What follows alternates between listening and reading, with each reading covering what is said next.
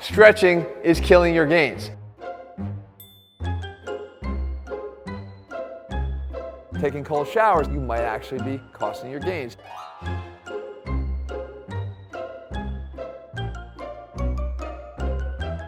Cheat meals are killing your gains.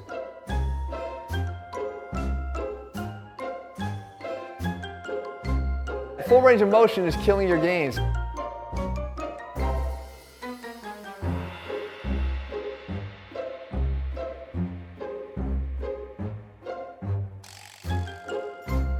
So in that sense, then deadlifts would be killing your gains.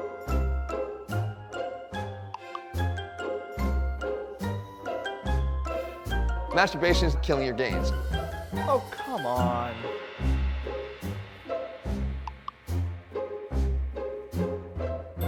You know. All right, I get it. I'm just saying.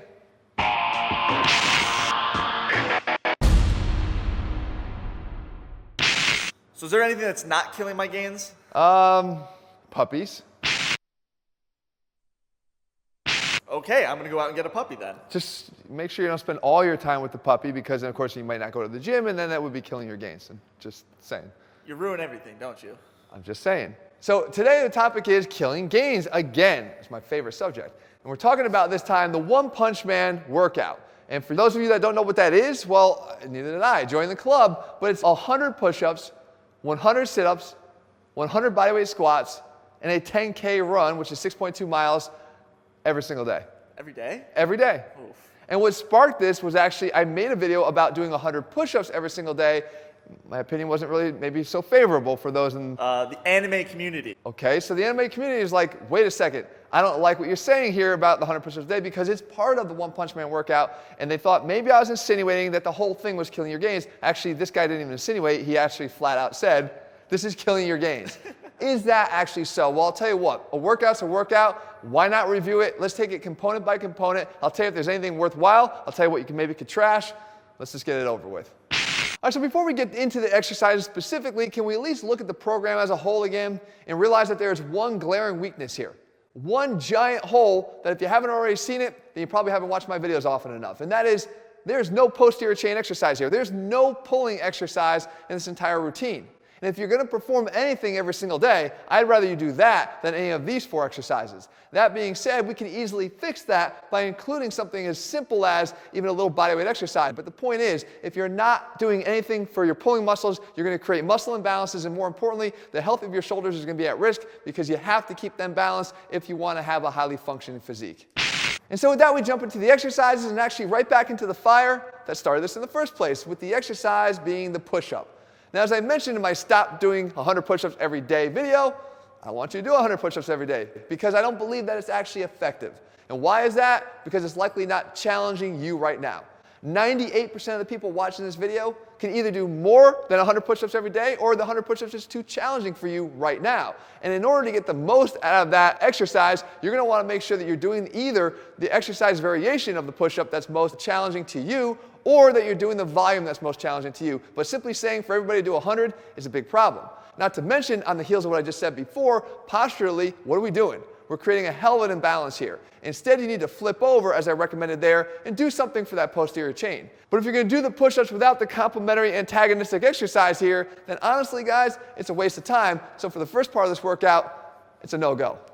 Which brings us to the second exercise here, and it's 100 sit-ups a day. Now look, I have to say, I appreciate the sentiment here of recommending daily ab work because it's something that I've done on this channel many, many times before, because I do believe in the value and benefits of daily core training.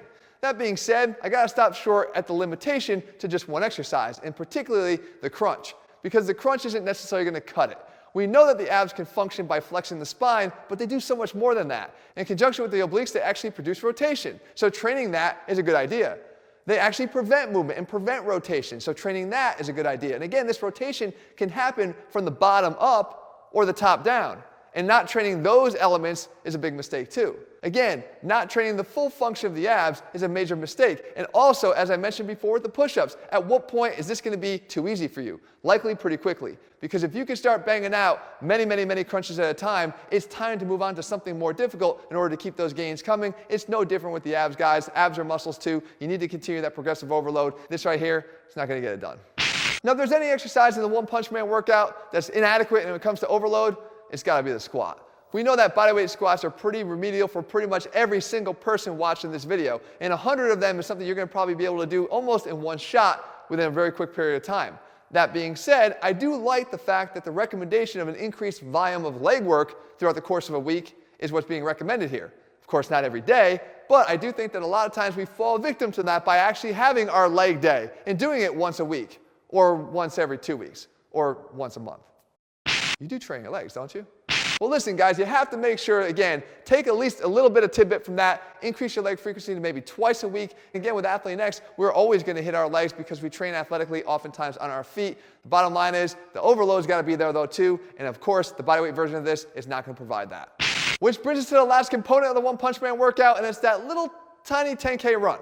Now, if that seems a little overwhelming to you, join the club. However, we got to talk about the merits of running in the first place. Now, I will be the first one to tell you this, and this is the true facts here. If you want to get ripped and lean, running does not have to be part of the equation. As a matter of fact, cardiovascular activity does not have to be part of the equation. It's the truth. Your diet needs to be on point. Nutrition will create the abs that you're looking for. That being said, are you going to ignore cardiovascular training? We can't. As a strength and conditioning coach, I can never ignore the benefits and the importance of cardiovascular training in the overall output of an athlete. But as a human being, you shouldn't either. Whether or not you run, bike, or walk on a treadmill, you need to do something to get your heart rate up because your heart is the most important muscle in your body. So ignoring it is a big mistake. Now, that being said, can you do 6.2 miles right out of the gate? Likely no. I can tell you right now, orthopedically, that would probably hurt my knees, but it doesn't mean that I can't opt for something else. Like I said, maybe a bike ride to do something a little less strenuous, less impactful on my joints, and you can too. But don't ignore the benefits here and work yourself up. Just like a muscle, you can train and increase the volume over time. I'm recommending that you do something, some form of cardiovascular activity. As a matter of fact, Dr. Peter Attia said that getting yourself into the top 2.5% VO2 max capacity for your age group decreases your risk of mortality by 5 times. Yes, guys, it's a serious thing, and it's one you need to consider. It's a component of the One Punch Man workout that I like. We just have to kind of build ourselves up to it more gradually. And so the big question then becomes, is the One Punch Man workout killing your gains? I don't know. Is it, Jeff? Sort of.